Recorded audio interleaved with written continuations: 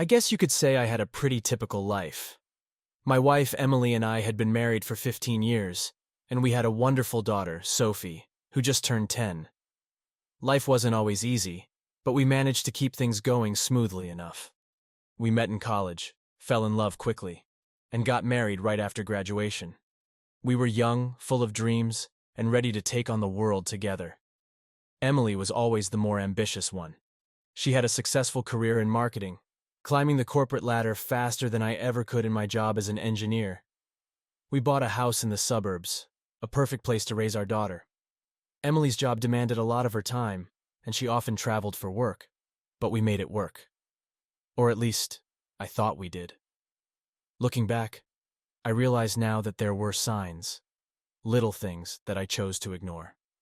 Emily started coming home later and later. Her business trips became more frequent, and there were nights when she would stay up late on her phone, claiming she was dealing with work issues. She seemed distant, but I attributed it to the stress of her job. After all, she was providing for our family, and I was proud of her accomplishments. We had our ups and downs like any couple, but I believed we had a solid foundation. We shared responsibilities at home, and despite our busy schedules, we tried to spend quality time together as a family. But as Emily's career took off, I felt a growing distance between us. It was as if she was slipping away, and I was powerless to stop it. Sophie was my world, and I made sure to be there for her as much as possible. I took her to school, helped her with homework, and we had our little traditions like Saturday morning pancakes and movie nights. Emily joined us when she could, but more often than not, it was just Sophie and me. I thought we were doing okay, that this was just a rough patch we had to get through. But deep down, I couldn't shake the feeling that something was off. One evening, as Emily was preparing for yet another business trip, I noticed she seemed unusually anxious. She was always meticulous about her travel arrangements, but this time she was distracted, almost nervous.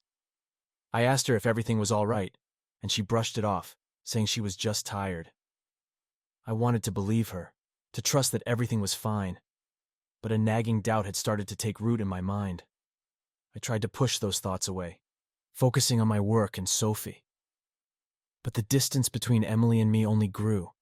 We argued more frequently, and our conversations became strained. I missed the days when we could talk for hours about anything and everything. Now it felt like we were just going through the motions, keeping up appearances for the sake of our daughter. It was during one of these lonely nights, after putting Sophie to bed, that I found myself staring at Emily's laptop on the kitchen table. She had left it open, and a part of me knew I shouldn't invade her privacy. But the doubt, the fear that had been gnawing at me for months, was too strong to ignore. I hesitated, my hand hovering over the touchpad, battling with my conscience. Finally, I gave in, telling myself that I just needed to know if my suspicions were unfounded. What I discovered that night would shatter the world I thought I knew, and set me on a path of heartache, anger, and ultimately, a painful journey towards healing and self-discovery. As I opened Emily's laptop, my heart pounded in my chest. I felt like a thief, stealing glances into a life I wasn't sure I wanted to see. The screen lit up and I noticed a series of recent emails. Most of them were work-related, but one name kept appearing: Andrew. At first I dismissed it as just another colleague, but the frequency of the emails piqued my curiosity. I clicked on the most recent email. It was titled, "Can't wait to see you." My stomach dropped as I read through the contents. The tone was casual yet intimate, filled with inside jokes and references I didn't understand. My hands trembled as I scrolled through their correspondence, each email more revealing than the last. They had shared details about their days, their frustrations, and their longing to be together. It was clear that their relationship went beyond professional boundaries. I felt a cold sweat break out across my forehead. My worst fears were being confirmed right in front of me. I navigated to her calendar and saw multiple entries for business trip that coincided with emails discussing their upcoming rendezvous.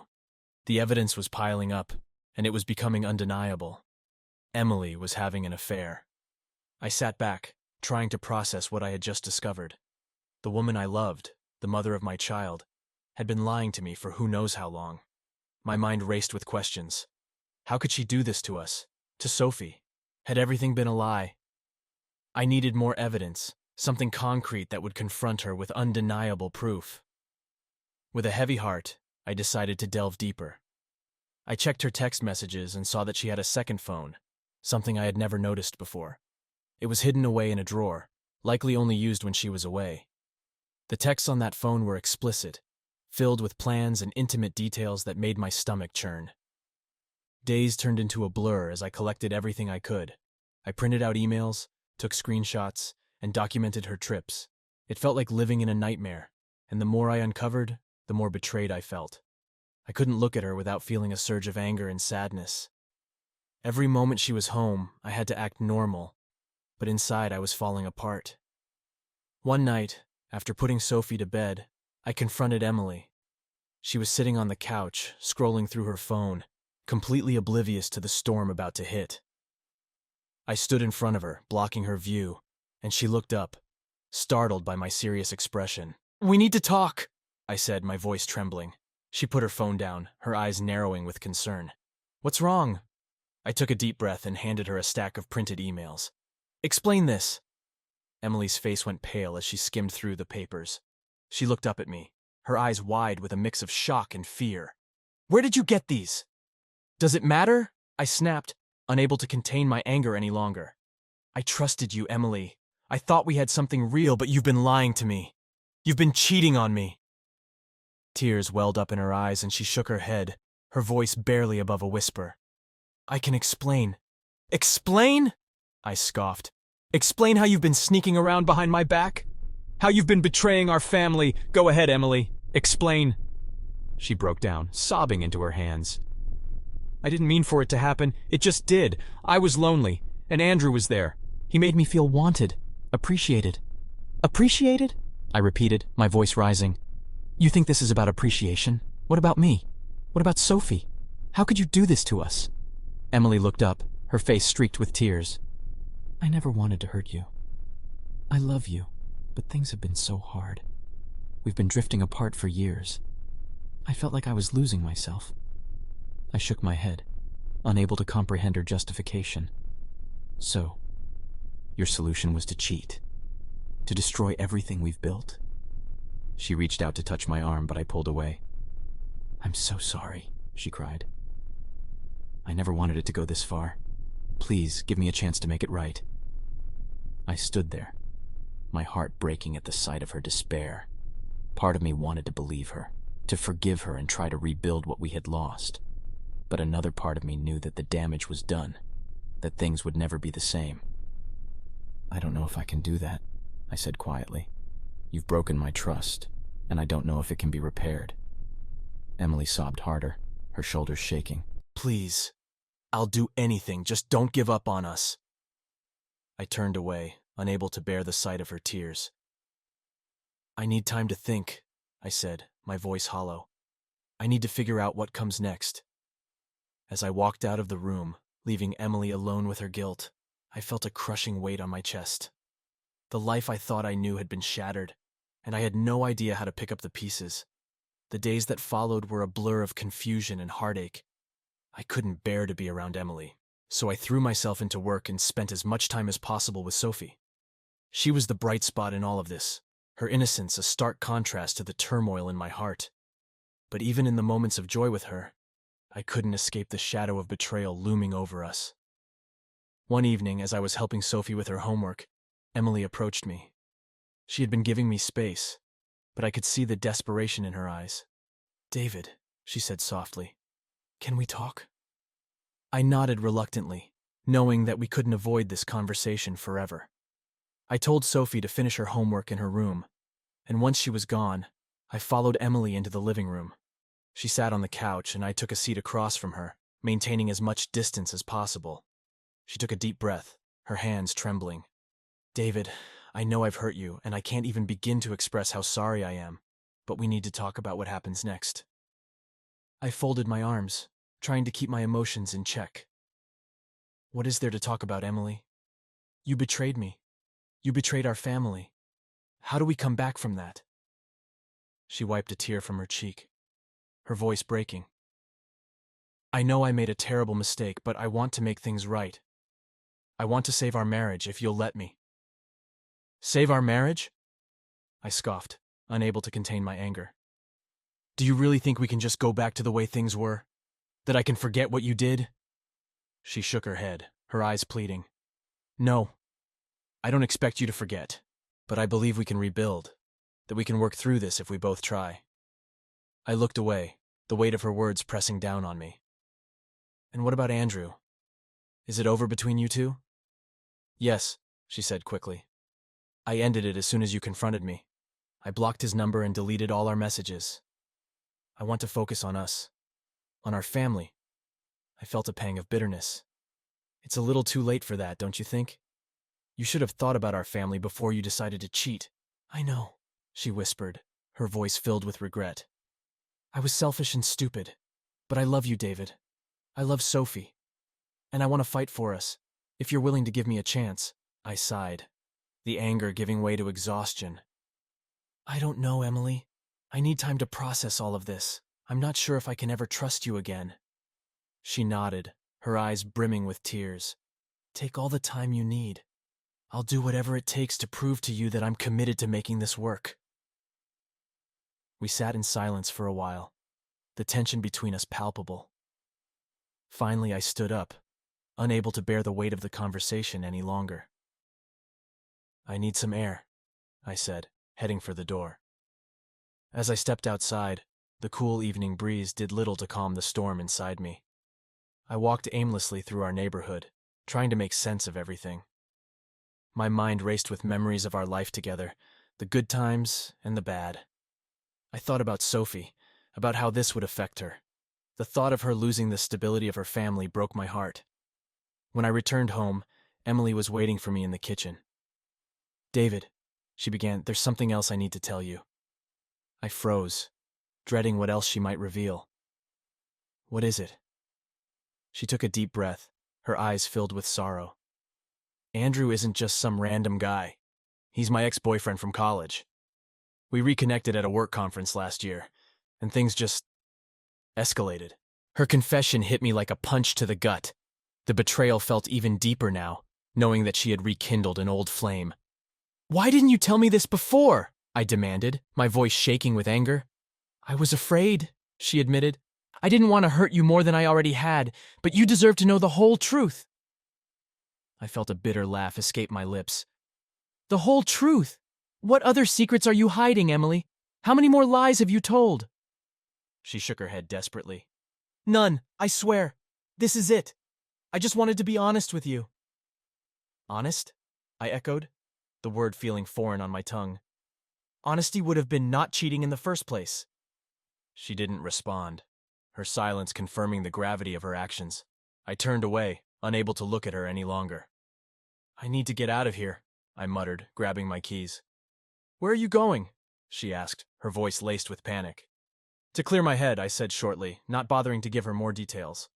I drove aimlessly for hours, my mind a whirlwind of thoughts and emotions. Eventually, I found myself at a motel on the outskirts of town. I checked in, needing space to think without the constant reminders of Emily's betrayal. As I lay in the unfamiliar bed, staring at the ceiling, I couldn't help but wonder what had gone wrong. Was it something I did? Something I didn't do? I replayed every moment of our marriage, searching for answers that eluded me. The pain of her infidelity was suffocating, and I didn't know how to move past it. The next morning, I woke up feeling no more clarity than the night before. I knew I couldn't avoid Emily forever, but I wasn't ready to face her yet. I decided to stay at the motel for a few more days, needing the distance to sort through my feelings.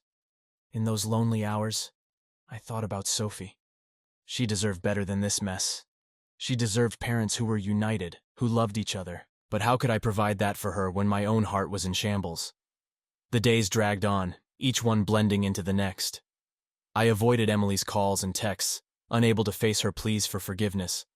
I needed time and I needed space. But most of all, I needed to figure out what I wanted for myself and for our daughter.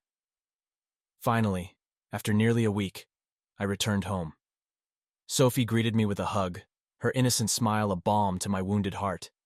Emily was in the kitchen, her eyes red from crying. She looked at me with a mixture of hope and fear, waiting for me to speak.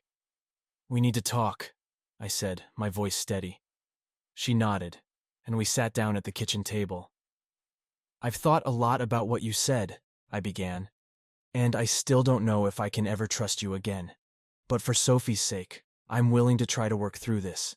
We need to set some ground rules, and we need to take it one day at a time.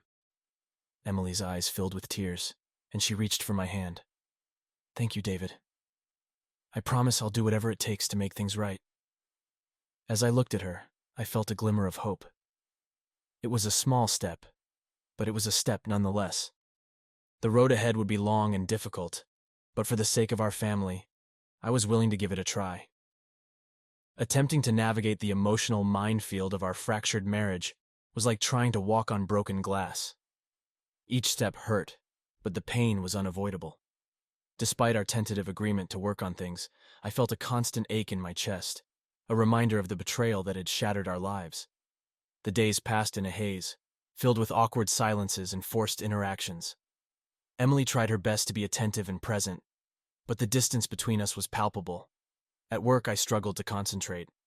My mind kept drifting back to the emails, the texts, the nights I had spent alone while Emily was with someone else. I was consumed by a toxic mix of anger, sadness, and confusion. How could the woman I had loved and trusted for so many years have done this to us? Nights were the worst. I found it nearly impossible to sleep beside Emily, knowing what she had done. I would lie awake, staring at the ceiling, my thoughts spiraling into dark places. I replayed every moment of our relationship, questioning everything. Had she ever truly loved me? Were there other affairs I didn't know about?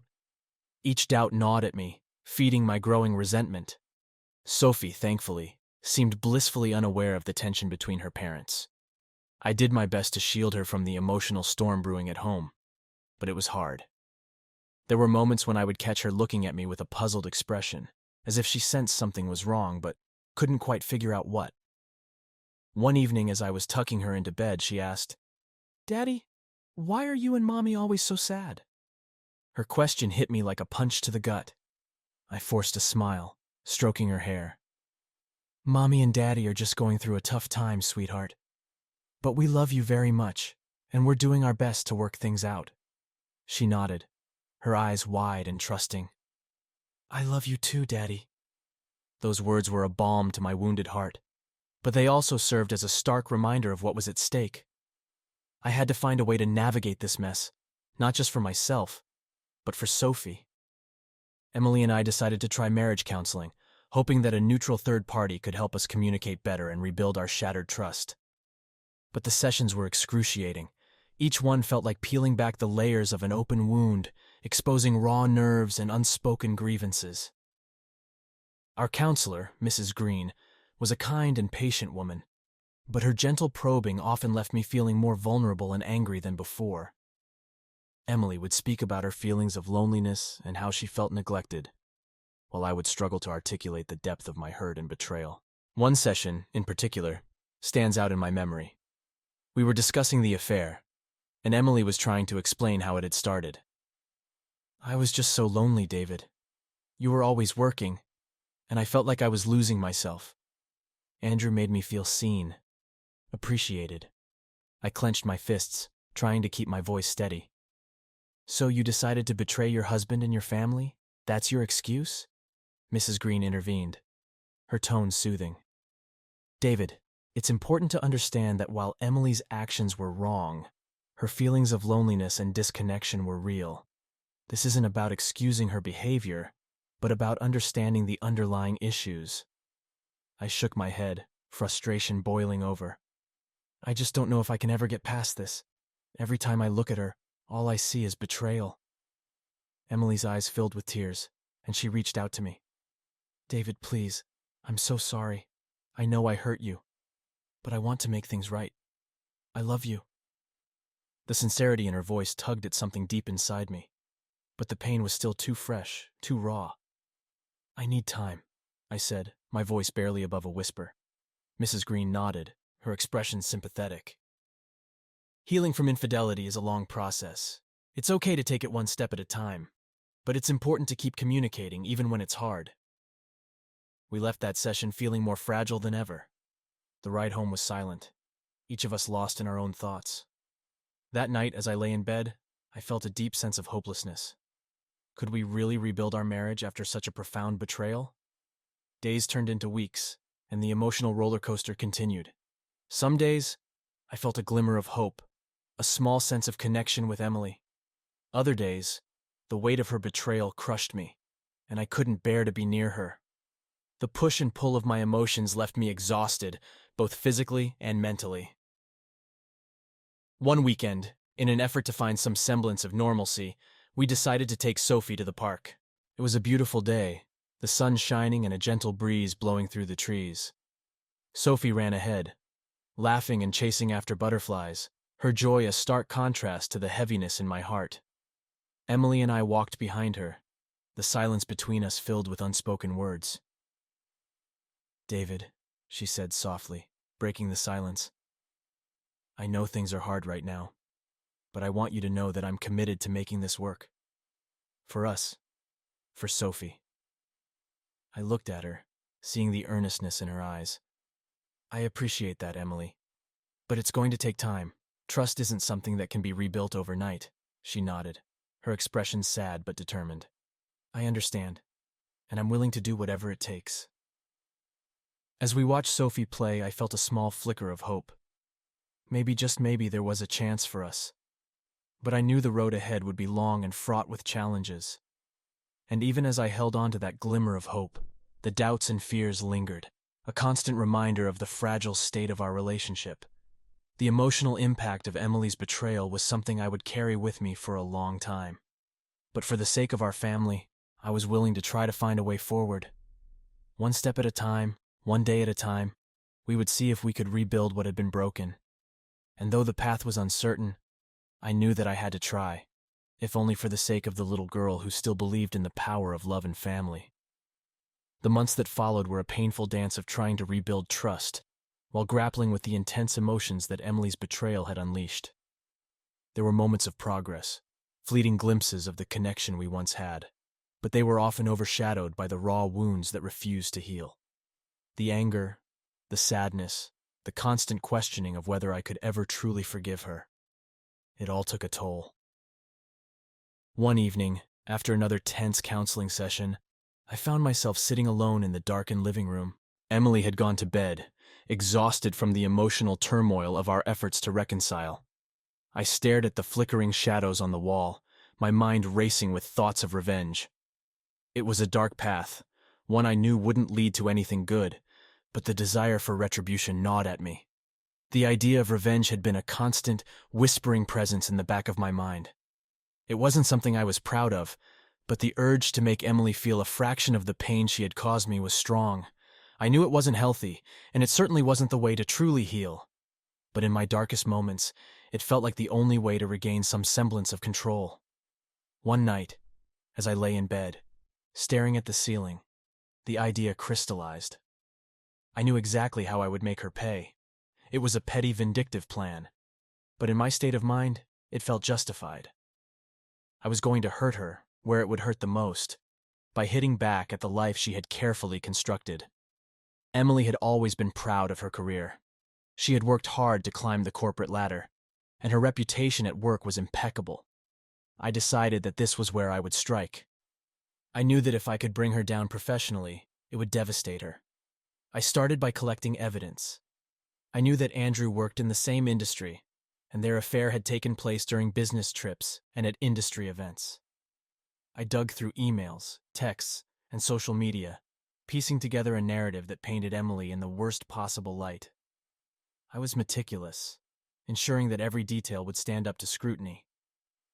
Then, I reached out to a trusted friend who worked in Emily's company. I fed him the information, making sure it was all anonymous. I watched from the sidelines as the wheels were set in motion. Rumors began to spread, whispers about Emily's conduct, and soon enough, the whispers reached the ears of her superiors. Emily came home one day, her face ashen, her eyes filled with a mixture of shock and devastation. "David," she said, her voice trembling, "I've been put on probation at work. They're investigating me for inappropriate conduct." I feigned surprise and concern, masking the satisfaction I felt. "What? That's ridiculous! What are they saying?" She sank onto the couch, her hands shaking. They have emails and texts, all suggesting that I was involved in an inappropriate relationship with a colleague. They think it compromised my work.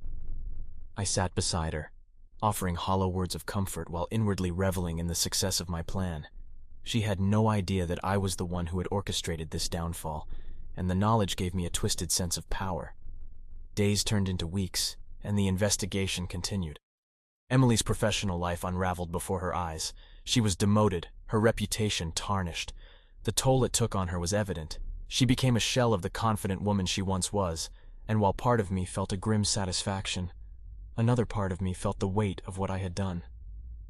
One evening, as we sat in silence, Emily broke down, tears streaming down her face. "I don't know how I can fix this," she sobbed. "I've lost everything I've worked for." For a moment I felt a pang of guilt. Watching her crumble, I realized that my revenge had not brought me the satisfaction I had hoped for. Instead, it had only deepened the chasm between us. I had become someone I didn't recognize, consumed by bitterness and anger. Emily looked at me, her eyes filled with desperation. "David, please, I need your support. I don't know how to get through this without you." I felt a surge of conflicting emotions. On one hand, I wanted to help her, to be the supportive husband she needed. On the other hand, I knew that this was the consequence of her actions. She had hurt me deeply, and now she was facing the repercussions. But as I looked into her tear-filled eyes, I realized that continuing down this path of revenge would only lead to more pain. For both of us. I had to find a way to move past the anger, to truly heal and rebuild, not just for our sake, but for Sophie's as well. Taking a deep breath, I reached out and took her hand. "We'll get through this," I said quietly. "Together." Emily's eyes widened with surprise, and she squeezed my hand, a glimmer of hope returning to her expression. "Thank you, David. I promise I'll do whatever it takes to make things right." In that moment, I made a decision. I would put an end to my pursuit of revenge. It wasn't the answer, and it certainly wasn't the way to heal the wounds that had been inflicted. I needed to find a way to forgive, not just for Emily's sake, but for my own peace of mind. The road ahead was still uncertain, and the scars of betrayal would never fully disappear. But as we sat there holding hands, I felt a small spark of hope. Maybe, just maybe, we could find a way to rebuild, not just our marriage, but ourselves. One step at a time, one day at a time, we would see if we could find a way forward. And so we began the slow, painful process of healing. It wasn't easy, and there were still days when the anger and sadness threatened to overwhelm me. But I held on to the belief that forgiveness was possible, that we could find a way to move past the hurt and rebuild our lives.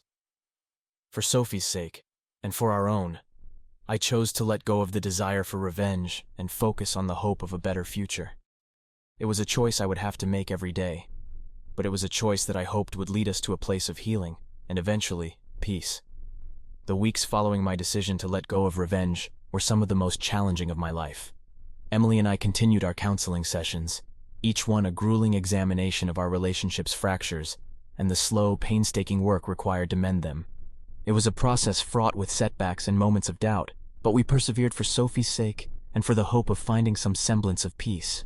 Sophie, blissfully unaware of the adult dramas unfolding around her, continued to be a beacon of light in our lives. Her laughter, her boundless energy, and her innocent questions about life kept me grounded. Every time I looked at her, I was reminded of what was truly at stake and why it was worth fighting for some form of resolution.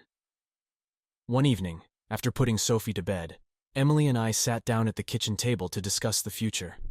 The weight of the past months hung heavily in the air, but there was also a sense of determination. We had reached a point where we needed to make some concrete decisions about our path forward.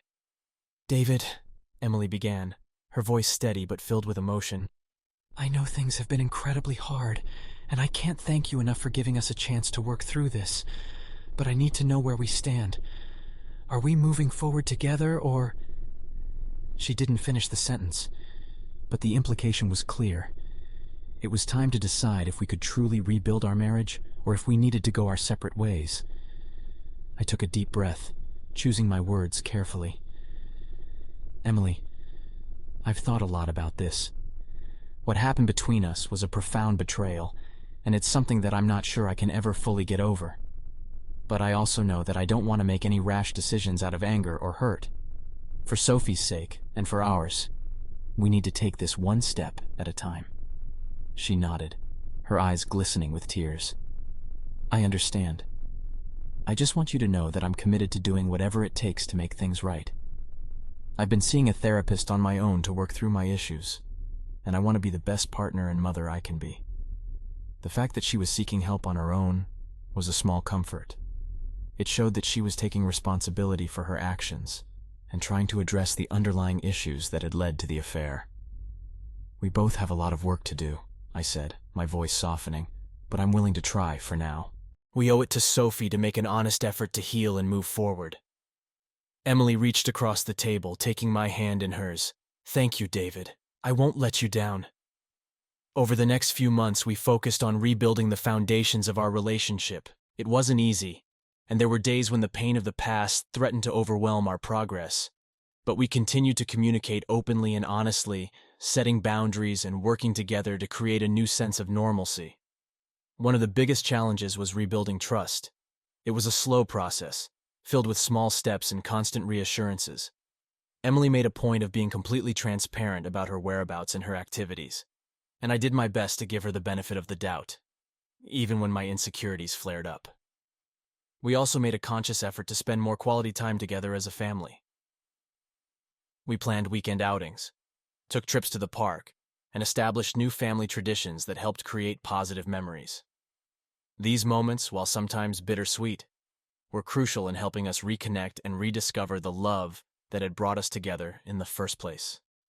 Despite our progress, there were still lingering doubts and unresolved feelings. The affair had left a scar that would never fully heal, and there were times when I questioned whether we were making the right choice by staying together. But as time went on, those moments of doubt became less frequent, replaced by a growing sense of resilience and determination. One evening, as we were sitting on the porch watching Sophie play in the yard, Emily turned to me with a thoughtful expression. David, I've been thinking a lot about our future. I know we've come a long way, but I also know that things will never be the same. I don't want to keep holding on to the past. Maybe it's time we consider a new start. For both of us. Her words took me by surprise, but as I reflected on them, I realized she was right. We had done our best to rebuild, but the shadows of the past still lingered. Perhaps it was time to let go and move forward in different directions. What are you suggesting? I asked, my heart heavy. Emily took a deep breath, her eyes filled with sadness but also a sense of clarity. I think it might be best if we separate, at least for a while. We can focus on ourselves and figure out what we really want. Maybe some time apart will help us see things more clearly. I nodded, the weight of her words sinking in. I've thought about that too. It's not an easy decision, but maybe it's what we need.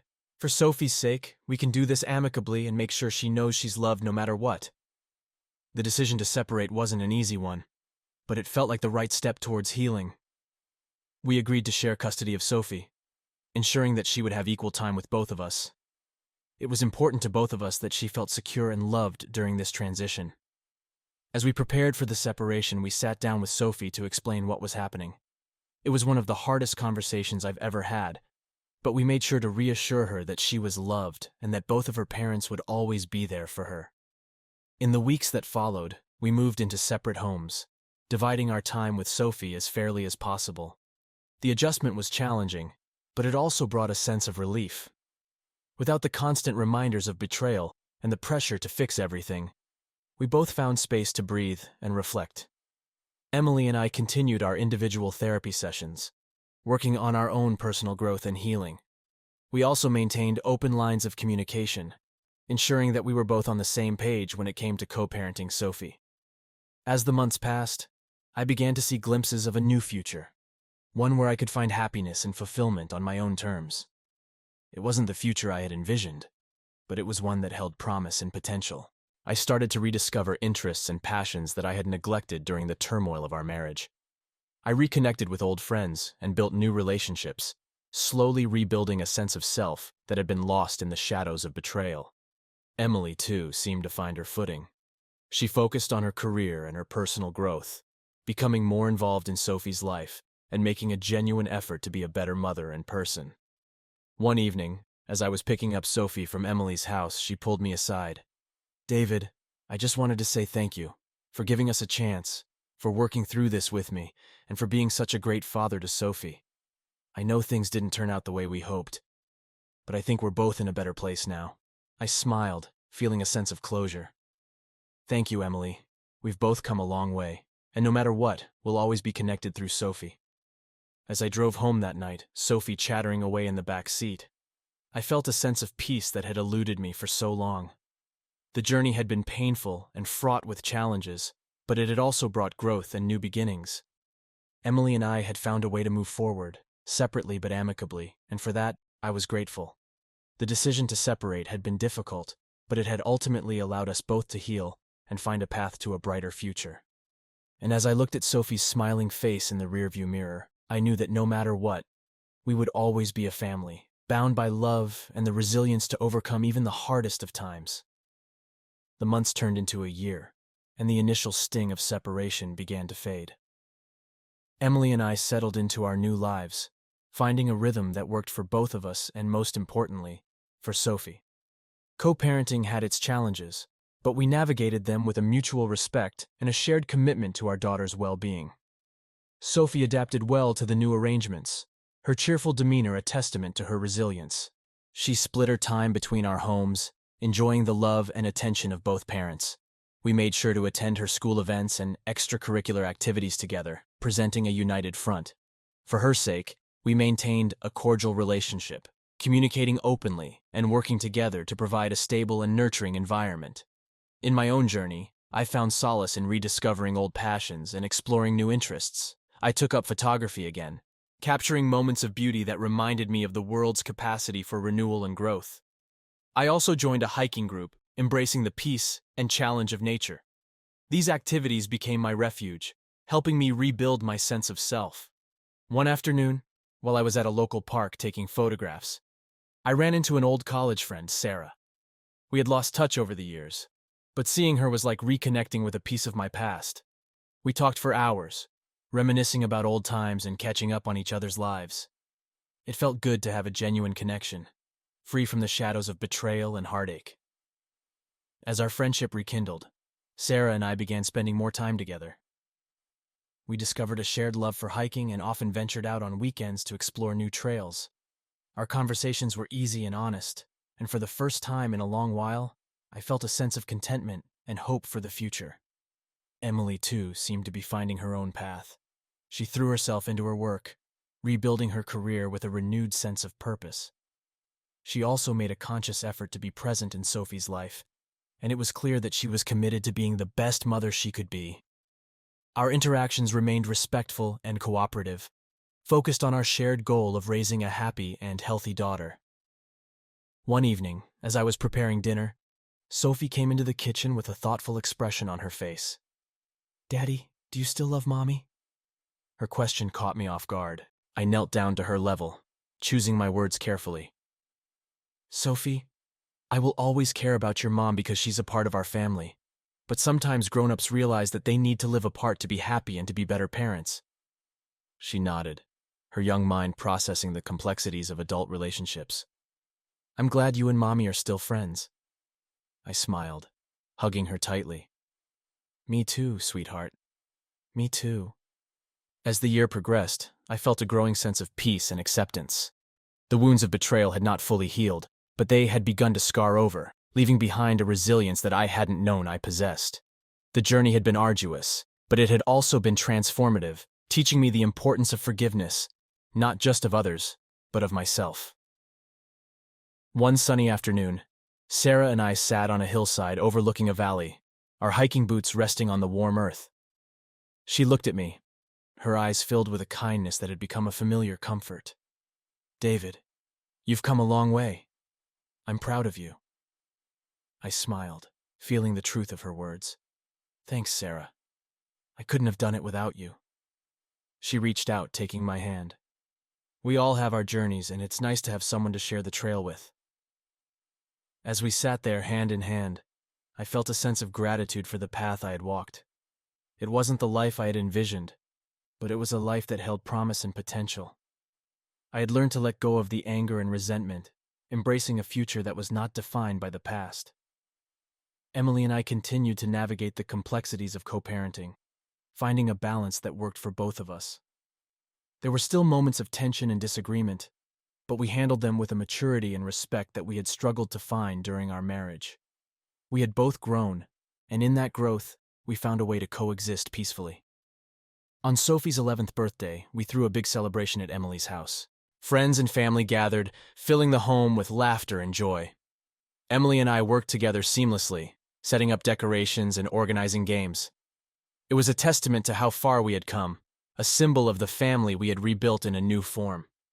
As the party wound down and the guests began to leave, Emily and I stood in the kitchen, cleaning up. She turned to me, a soft smile on her face. "David, I just want to thank you for everything. We've been through so much, but I think we're both better for it." I nodded, feeling a deep sense of closure. "Thank you, Emily. We've both done a lot of growing, and we've created a good life for Sophie." She reached out and gave me a hug, a gesture of genuine appreciation and mutual respect. It wasn't about rekindling old flames or trying to return to what once was. It was about acknowledging our journey and the strength we had found within ourselves. As I drove home that night, Sophie chattering happily in the back seat, I reflected on the past year. The journey from betrayal to healing had been arduous, but it had also been enlightening. I had discovered depths of resilience and compassion within myself that I hadn't known existed. Sophie fell asleep on the drive, and as I carried her into the house and tucked her into bed, I felt a profound sense of peace. I stood in the doorway for a moment, watching her sleep, and realized that in the midst of the turmoil, we had found a new kind of family, one built on honesty, respect, and the unwavering love for our daughter. The path ahead was still uncertain, but it was filled with possibilities. I had learned to let go of the past, to forgive, and to embrace the future with an open heart. And as I climbed into bed that night, I knew that I was ready for whatever lay ahead, for myself, for Emily, and most importantly, for Sophie.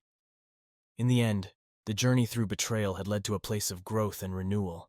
It had taught me the value of resilience, the power of forgiveness, and the importance of love in all its forms, and for that, I was profoundly grateful.